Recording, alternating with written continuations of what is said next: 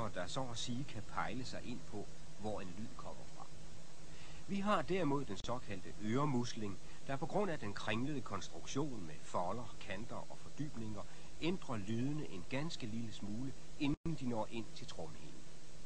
Lydene dæmpes en lille smule forskelligt, afhængig af om de for eksempel kommer skråt forfra, fra siden eller skråt bagfra. Vores hjerne kan lynhurtigt sammenholde disse minimale forskelle med signalerne fra det andet øre, og derved bestemme, hvorfra lyden kommer.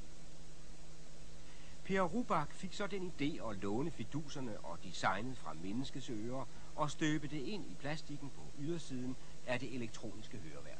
Det er sådan set en grundlæggende idé, vi har taget her. Af designmæssige årsager har vi ikke valgt at gøre det, man kunne sige var den helt konsekvente løsning. Tage en afstøbning af et gennemsnitligt menneskeligt øre, og så presse det ind i den udvendige flade, og så igen samle lyden op med en mikrofon, der sidder svarende til indgangen af ørekanalen.